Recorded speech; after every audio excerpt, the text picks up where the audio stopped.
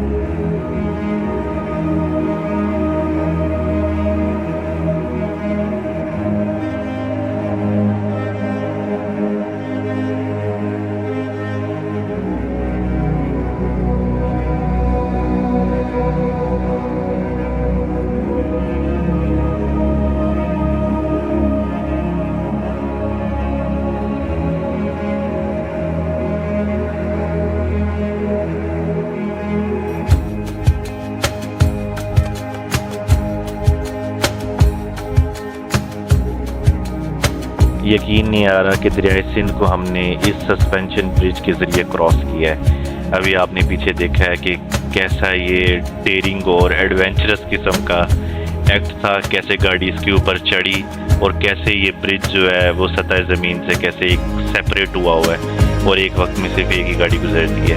तो आपको बताऊं, ये वही सस्पेंशन ब्रिज है जिसके बारे में एक फैमिली का वायरल क्लिप भी मशहूर हुआ था, जिसमें बच्चे कह रहे थे नहीं मामा यहाँ से नहीं जाना। तो ये वही वाला ब्रिज था। खैर, ये ब्रिज शुरू में ही आ जाता है बिल्कुल बाशू वैली के बेस कैंप के साथ ही है, और इस टाइम हम बाशू वैली की जो हदूद है उसमें दाखिल हो चुके हैं। ठीक है, और अब हमारा सफ़र यहाँ से बाशू वैली की तरफ गामजन है। उससे पहले हमारे यहाँ पर 2 स्टॉप्स होते हैं। तो खैर, इस 1.5 घंटे के ट्रैक के बारे में मैं अपना एक अलग से व्लॉग अपलोड करूँगा। ठीक है, तो अभी हम बाशू वैली की तरफ पहुँचते हैं।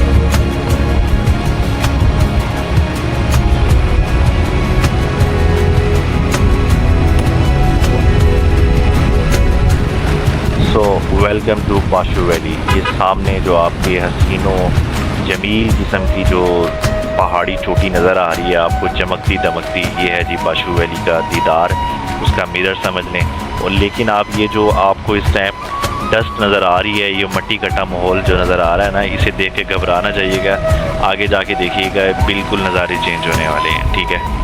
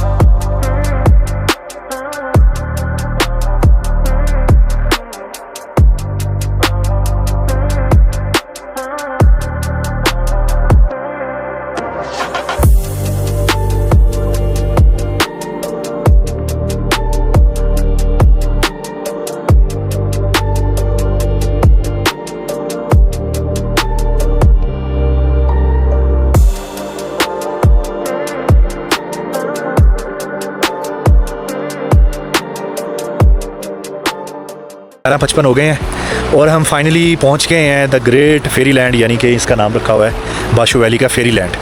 तो बाशू वैली पहुंच चुके हैं इस टाइम और मेरे पीछे आप देख रहे हैं ये सारी बाशू वैली ही है।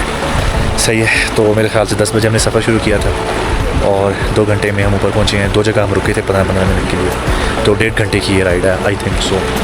बहुत बम्पी थी लेकिन वापसी पे आई थिंक ये शॉर्ट होगी। लेकिन ये बहुत खूबसूरत जगह है, मिडोज़ की तरह है और बाकी ये फेरी लैंड की तरह है। बड़ी प्यारी नदियाँ बह रही हैं आसपास और याक भी हैं इधर। ट्राउट तो इधर मशहूर है, अभी हमने ट्राउट का ही ऑर्डर दिया है। तो आप भी जब इधर आए ना तो सबसे पहले ट्राउट का ऑर्डर दे दें ताकि 1 घंटे में आधे घंटे में डिपेंड्स ऑन द क्राउड वो तैयार हो जाए।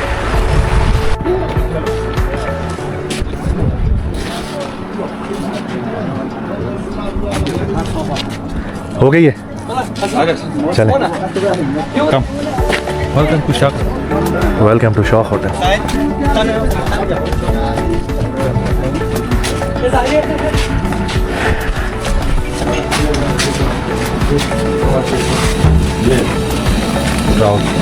ये फ्रेश हुआ होता है, ठीक है। ये इसका आधे घंटे टाइम है और किलो है खराब होना ये चीज़ें 2 पीस वाला भी है। और यार ये लाल तो नहीं है इसके दाने, ये तो काले हैं।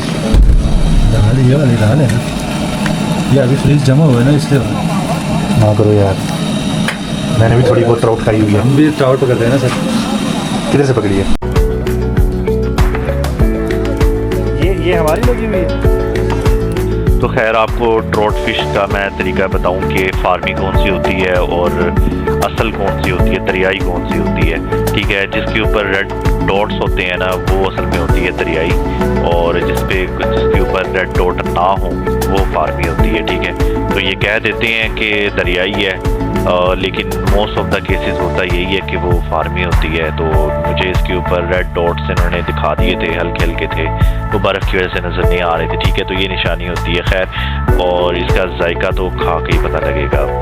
तो अब देखते हैं, हम ऑर्डर अभी हमने दे दिया है, अब 2-3 घंटे ज़रा घूमते हैं। अच्छा जी, बाशू वैली में बैठे इस टाइम जस्ट माहौल एंजॉय कर रहे हैं, बहुत पीसफुल है। और यहाँ पर आते ही ना ट्रॉट फिश हमने ऑर्डर की थी, सुना था यहाँ की बड़ी मशहूर है और असली है, फार्मी नहीं है। और बाकी वो ऐसा ही था जैसे पहले मैंने आपको दिखाई। 1.25 घंटा लगा तकरीबन उसे ग्रिल होने में, और ये मैं आपको दिखाता हूँ, ज़रा बताएं ये कैसी लग रही है।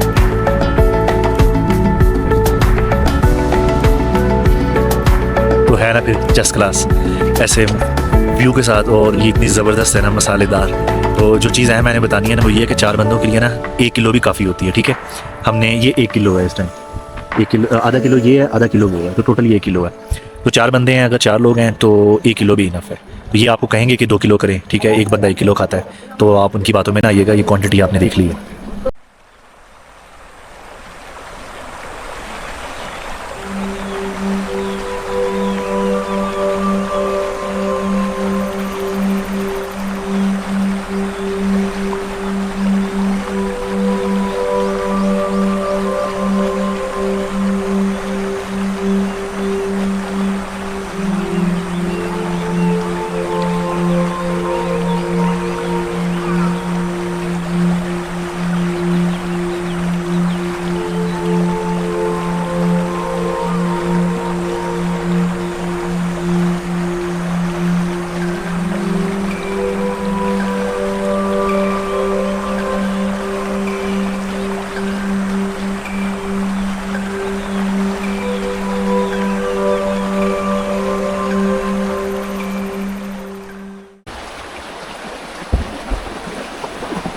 Just feel the vibes, nature voice ऐसा कहीं नहीं मिलेगा भाई। It's no less than Fairy meadows.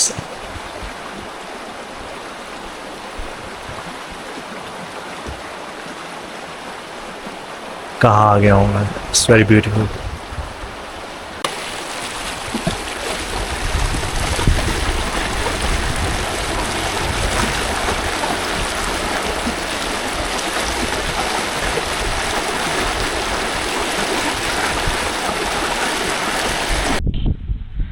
Let's explore the Bashu valley. तो जी इस टाइम हम थोड़ी सी चहलकदमी करने के लिए निकले हुए हैं, और ये हमें बताया गया कि ये बिल्कुल आपको जो विजुअल्स नज़र आ रहे हैं ये बाशू वैली के क्रिकेट स्टेडियम के हैं, ठीक है। और यहाँ के मकामियों के मुताबिक यहाँ पर हेलीकॉप्टर भी लैंड होता है, और यहाँ पर ये लोग अपनी सकाफ़ती त्यौहार और स्पोर्ट्स वगैरह भी करते हैं, ठीक है। तो यहाँ पर काफ़ी और चीज़ें भी हैं एक्सप्लोर करने के लिए, जैसे कि आप जंगल की तरफ निकल जाएं अगर आगे पहाड़ों में, तो आपको ये नदी नाले जहाँ से ग्लेशियर्स का पानी पिघल कर आ रहा है वो सोर्स भी नज़र आ जाती है। और भी यहाँ पर छोटी मोटी चीज़ें हैं, लेकिन वो टाइम पे डिपेंड करता है।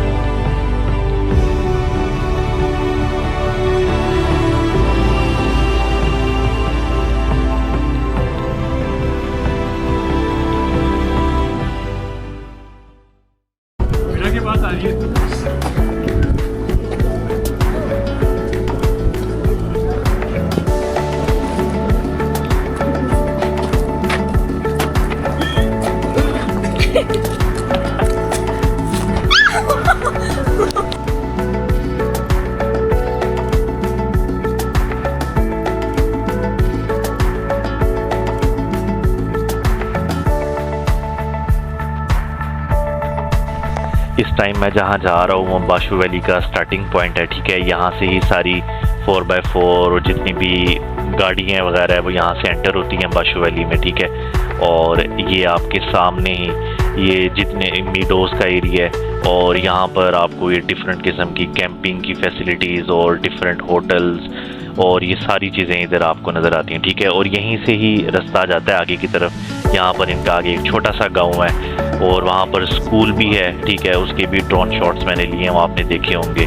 तो ये रास्ता उस तरफ लेके जाता है। तो ये देखें जी क्या माहौल है यहाँ पर, यानी कि बहुत मज़ा आ रहा है जिस तरीके से यहाँ पर एक क्लासिकल किस्म की यहाँ पर सेटिंग्स की हुई हैं और लग रहा है बिल्कुल जैसे कि हम एक ड्रीम लैंड में आए हुए हैं। तो खैर यहाँ पर जो चीज़ मैंने और पता की है वो ये है कि यहाँ पर आप कैंपिंग भी कर सकते हैं, ठीक है। ऐसी जगह जो होती हैं ना वहाँ पर बेसिकली आप अगर रॉ एडवेंचरर हैं तो आप डेफिनेटली 2-3 दिन यहाँ पर रुकेंगे, फिर आप आगे की तरफ जाएंगे, एक्सप्लोर करेंगे, जंगलों में जाएंगे, आगे ग्लेशियर्स पे जाएंगे, तो फिर डेफिनेटली वो एक रॉ एडवेंचर का मज़ा होता है। लेकिन जो नॉर्मल फैंसी ट्रैवलर्स होते हैं, ठीक है, वो यहाँ पर मैक्सिमम मेरे ख्याल से 1 दिन तो लाजमी यहाँ पे स्पेंड करें, सुबह आएँ और शाम को जाएं और यहाँ पर घूमें फिरें, यहाँ की वाइब्स को एंजॉय करें, ठीक है। यहाँ पर जो रहने की फैसिलिटीज़ हैं वो भी यहाँ पर फुली अवेलेबल है।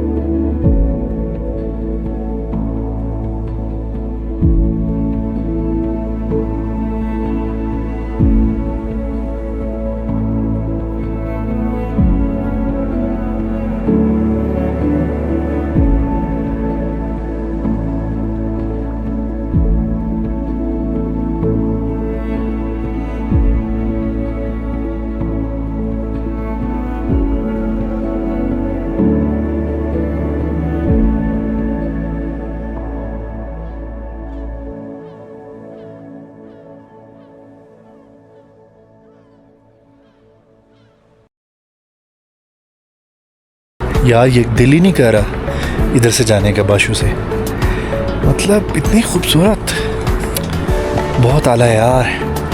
आपको एक टिप देनी है सिर्फ, अगर आप फेरी मेडोज़ नहीं जा सकते ना, वहाँ का लेंथी आपका ट्रिप बन रहा है या वो टाइम टेकिंग है या वो आपको एक्सपेंसिव लग रहा है, ठीक है, कोई भी रीज़न है, अगर आप फेरी मेडोज़ पार्ट 2 देखना चाहते हैं तो बाशु वैली आ जाएं भाई। आप लिटरली मुझे दुआएं देंगे और कहेंगे इट वाज वर्थ।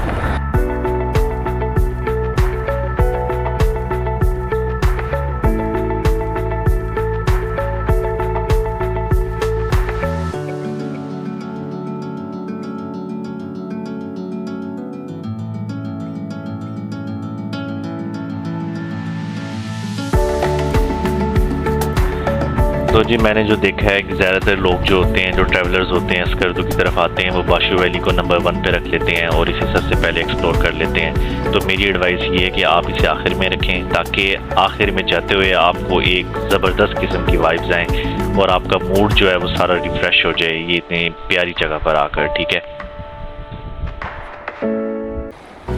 अभी हमारे जाने का टाइम हो गया है। हमने यहाँ पर तकरीबन मेरे ख्याल से 4 से 5 घंटे स्पेंड किए हैं, लेकिन सीरियसली अभी भी जाने का दिल नहीं कर रहा, ठीक है, क्योंकि जैसे से शाम का टाइम करीब आ रहा है तो ज़्यादा खूबसूरती, ज़्यादा निखार हर चीज़ में पैदा हो रहा है, ठीक है।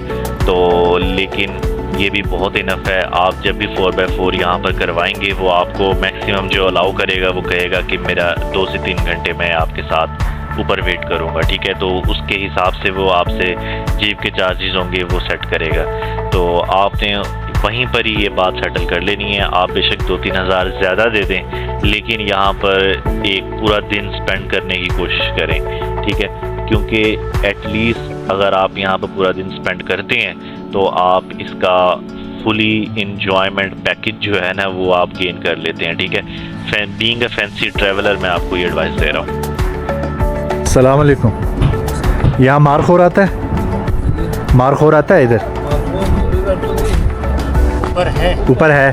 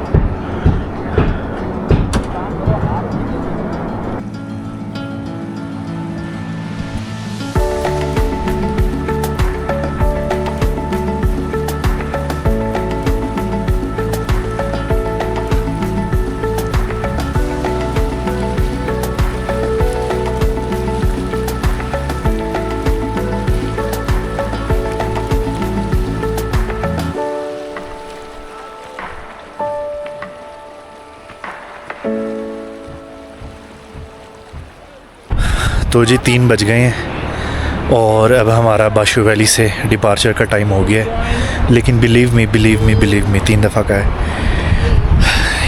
इट्स वर्थ विज़िटिंग और ये पूरा दिन डिमांड करती है। स्पेसिफ़िकली अब देखें, अब बादल आ गए हैं, बादल आए ना आए, फॉर एग्ज़ाम्पल अगर किसी दिन आप आएँ, लेकिन शाम के टाइम तो ये व्यू बहुत ही आउट क्लास हो जाएगा। तो आधा टाइम हमारे धूप रही है और इस टाइम बादल आ गए हैं, तो अब हमारा जाने का दिल भी नहीं कर रहा, लेकिन क्योंकि जाना तो है। तो खैर मिलते हैं आपसे नेक्स्ट एपिसोड में। तो जी बाशु वैली का हमारा ट्रिप कंप्लीट हो गया। तकरीबन 4:20 पर हम नीचे उतर गए थे, बेस कैंप पहुंच गए थे बाशु वैली जाने के लिए, जहां जीप राइड्स खड़ी होती हैं उस पॉइंट पर। और हमसे जो जीप वाले भाई ने पैसे लिए थे वो 9,000 थे, ठीक है, प्राडो थी इसलिए उसके 9,000 थे। जो दूसरी जीप खड़ी होती हैं, ये मैंने आपको पहले भी दिखाई थी, इस तरह की जीप्स जो खड़ी होती हैं, ये वाइट ब्लू, तो इनके 8,000 होते हैं तकरीबन, या इससे भी कम पे अगर आप निगोशिएट कर लें। लेकिन उस पर बहुत बम्पी रोड है बाशू वैली की, तो बेटर यही है कि आप प्राडो कराएं, 1-2 हज़ार ज़्यादा दे लें, कोई मसले वाली बात नहीं है, लेकिन अच्छा सफ़र गुजर जाएगा। और इससे भी एक ज़्यादा अहम टिप ये है कि जब आप बाशू वैली का सफ़र करें तो पेट फुल ना भरा हो आपका, वरना नुकसानदेह होगा, क्योंकि हो सकता है कि वो ओवर डोज कर जाए, क्योंकि बम्पी बहुत होता है और मेरे साथ भी ऐसा हुआ है, इसलिए मैं आपको ये सजेशन दे रहा हूँ। खैर, इसके साथ ही मेरा ये बाशू का व्लॉग भी कंप्लीट होता है। उम्मीद है आपको ये ज़रूर पसंद आया होगा और आप इसे सब्सक्राइब करें प्लीज़ मेरे चैनल को, और लाइक करें, कमेंट करें, ठीक है। थैंक यू सो मच, मुझे आपकी सजेशन का इंतज़ार रहेगा।